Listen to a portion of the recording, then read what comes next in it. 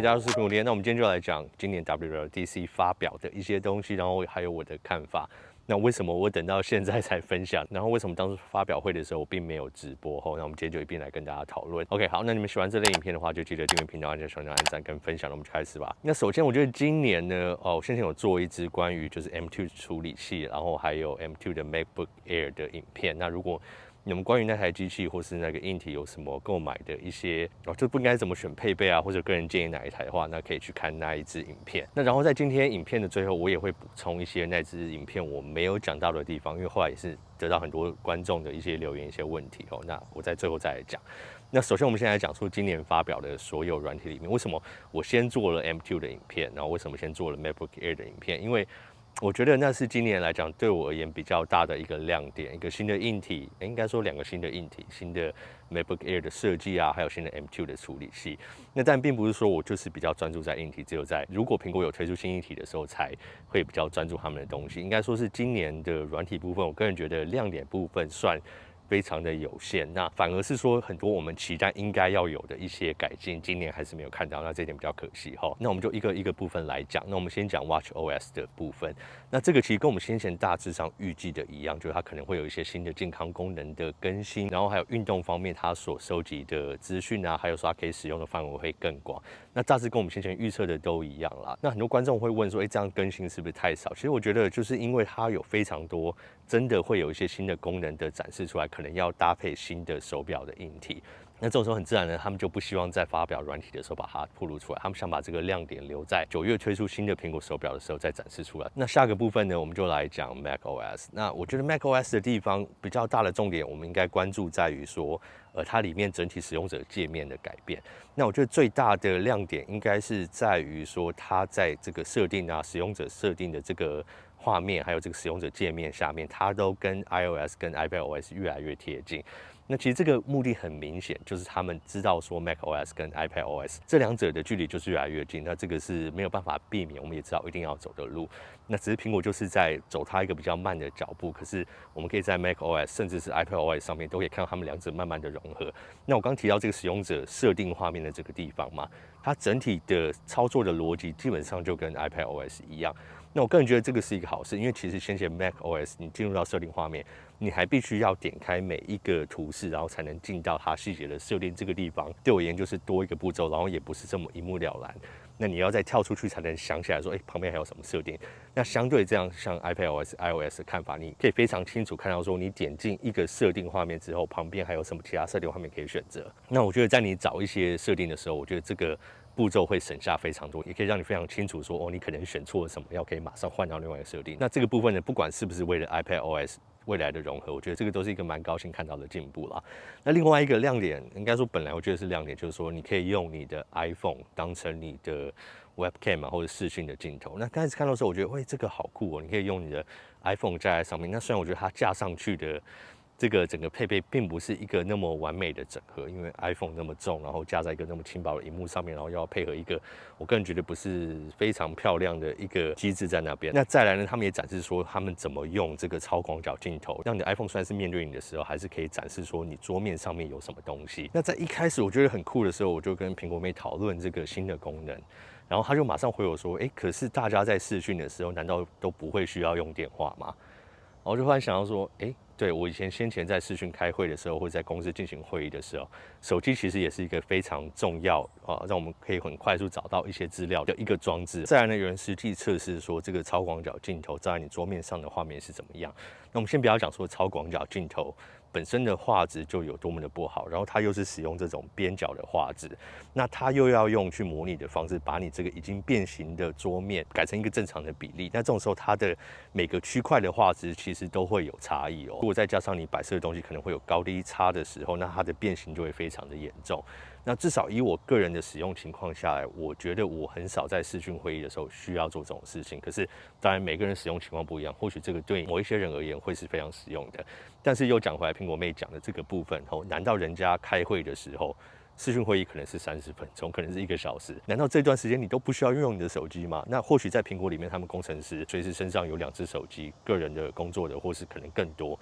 那对他们而言或许还好，牺牲1只手机当成视讯镜头可能还可以。可是对一般人而言，应该都是只有1只手机的情况下，你可以牺牲掉你的手机，不要在上面查资料，不要在上面回讯息，多久时间，就为了有这个比较好一点的视讯镜头，让你开视讯会议。那这点我觉得就是要好好去思考这个东西自己本身实用性会不会真的很实用的功能。那当然是一个多出来很炫的功能啦。那再来另外一个 Mac OS 里面，也是在 iPad OS 里面有看到，就是说他们在这个视窗整理，比如说你现在开很多 App 的情况下，那它有一个东西把你现在主要在使用的 App 放在正中间，然后旁边又有其他的 App 显示出来说，你现在有什么 App 正在开启啊，然后你点下去就可以切换它的视窗。我觉得这种使用方式呢，可能对有萤幕比较大一点的人或许是好用，因为至少以我平时在工作而言，如果在剪片的时候，我就希望它占满我整个萤幕，因为我需要萤幕的每一寸让我剪片的时候更方便看到所有的细节。可是如果就因为了看到现在有什么 App 有显示出来的话，我需要去牺牲掉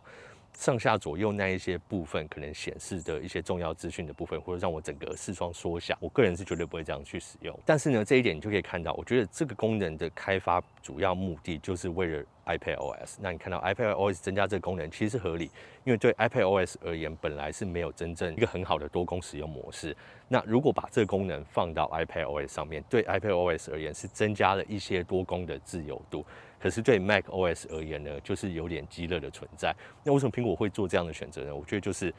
现在其实嘛，我们都知道 iPad 跟 Mac 使用一样的处理器，那当然已经没有太多的理由去把这两个装置分得太开。那如果你在瞬间把它结合在一起的时候，那当然你现在既有 iPad OS 的支持者、使用者、惯用者，或是 Mac OS 的惯用者，他们在这两者界面如何去结合的时候，一定会有一些使用者界面上面的逻辑非常不一样。那这是可以理解的。那像苹果要做的事情呢，就在 iPad OS 上面增加更多更接近 Mac OS 的使用模式那所以让现在习惯使用 iPad OS 的人，他们的使用逻辑跟习惯越来越接近 Mac OS。然后同时间呢，在 Mac OS 上面，像我刚刚讲的这些设定画面啊，还有增加出的这些多视窗的功能，也越来越接近 iPad OS。那这两者的共同性越来越高的时候，在未来要把这两个 OS 或者系统结合在一起的时候，这两边的使用者才不会有一个非常大的学习曲线需要去适应。那到底是不是真的说为了需要这个让双方慢慢去适应而走得那么慢？我觉得倒是还好。如果你今天只是单纯切换出，比如说 Mac 在 iPad OS 上面有更接近 Mac 的模式，然后用这种方式让两者越来越接近的话，那我觉得以目前这个阶段而言 ，iPad OS 的它的使用度会更高。而当然，同时也要想到商业考量，目前还是有很大批的人就是需要用 Mac，需要买 Mac。可是如果在 iPad 上面可以完全运行 Mac OS 的话，我们先就不要管它触不触控啊什么问题的话，如果它今天是直接在这个装置可以做两个模式的切换的话，然后你去想象它里面的处理器啊，还有它现在有比较大台接近13寸的萤幕尺寸的话，那势必会少掉非常多人可能现在买MacBook Air 的群众啊，或者13寸 MacBook Pro 的群众。那现阶段而言呢，他们有这个需求的话，他们就要两个装置都买。那这个部分或许也是苹果目前在考量的点啊。那当然也有可能他们就是想要慢慢的融合，让使用者慢慢的去习惯，而走比较慢的角度。那我个人觉得比较可惜的一点就是，我们目前还没有看到，比如说 Final Cut Pro 啊，一些比较专业的软体在iPadOS 上面可以运行。那以我个人猜测，这个可能是要等到 M2 版本的 iPad Pro 推出之后，那这个可能会是一个算是很大的卖点，结合新的 M2 的处理器，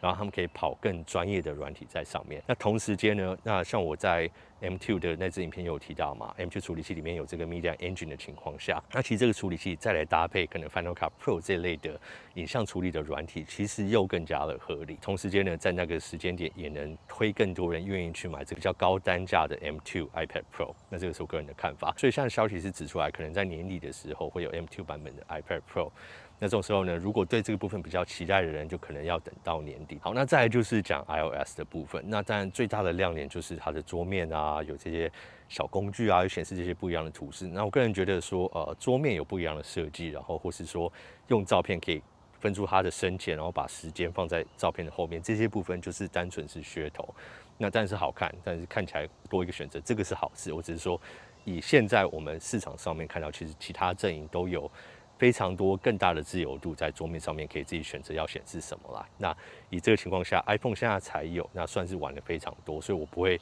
把它当成是一个很大的亮点，只能说终于补足我觉得大致上就应该有的功能。那我个人觉得最方便的可能就是在锁定画面上面可以看到，可可能你现在 Uber Eats 的订单到什么地方，那这个部分我觉得很实用了。那这也是我为什么一直说，从这些推出新的软体里面，可以大概猜测出未来的新硬体里面会有什么功能。那现在这个荧幕上面有小工具的这些图示，就让我们知道说，未来 iPhone 14系列，我们现在猜测应该是 Pro 系列会有水显荧幕的功能，因为上面很多显示的这些工具啊，还有这些资讯，其实是在水显荧幕上面更有它的意义存在。就基本上你可以不用去碰荧幕，你就可以放在这边，就可以看到说现在有一些东西它的资讯是什么啊 ，Uber Eats 进行到什么程度啊，或是有没有什么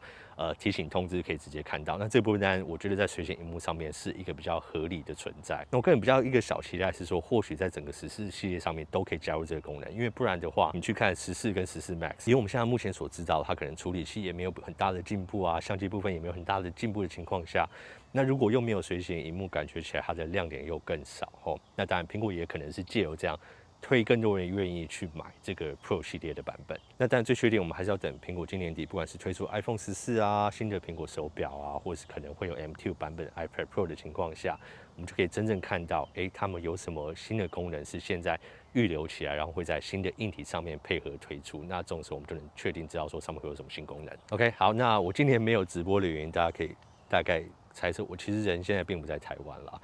那当初其实出来的时候，我就想说，就先预想就先不直播了。那也是大概休息一下，带家人放松一下。那可是我还是有很多想法想跟大家分享，所以我就录这个影片，然后希望听听看大家对今年的更新啊，或是今年的可能会有什么硬体更新有什么想法，那都欢迎在下面留言。OK， 我还要讲 M2 部分的补充的地方哈。那我在那支影片我是建议说，如果可以的话，加到16GB，就是我最建议的版本，就是最低阶的 M2 的 MacBook Air， 可是不要买到10核心 GPU 的版本，我最建议就是最入门的版本。那如果省下的钱愿意加的话，我觉得是加在记忆体上面是比较划算。但是呢，其实并不是说你一定要加到16GB，因为其实在很多情况下，一般会去买入门版的 MacBook Air 的人，那我们这边要知道，MacBook Air 并不代表它不能做很多事情，因为呢，其实连 M1 版本的 MacBook Air， 我当初用的那一台，它是8核心的 CPU 跟 GPU， 然后没有 Media Engine 在里面，然后我的机体也是只有8GB。当初我用的那一台剪片就已经剪了1整年。那虽然当初不是很常剪 4K 的，可是就算1080p 的影片也是完全没有问题，也从来没有觉得说它很卡顿或什么。那现在又进阶到 M2 的版本，那我觉得一样是8核心加8核心，那其实它的处理器它的效能还是有进步，然后又加上这个影像处理器，这种情况下，我觉得一般人的使用情况下都非常非常的足够。那我觉得就算轻度、中度使用者而言，你如果觉得不想去加到这个16GB而言也没有关系，我觉得也是非常足够你使用。所以我会建议说，如果真的价格考量就是要买最入门的版本的话，其实那个钱也不用再加上去。OK， 那当然苹果的 SSD 是非常贵，这也是我为什么建议说，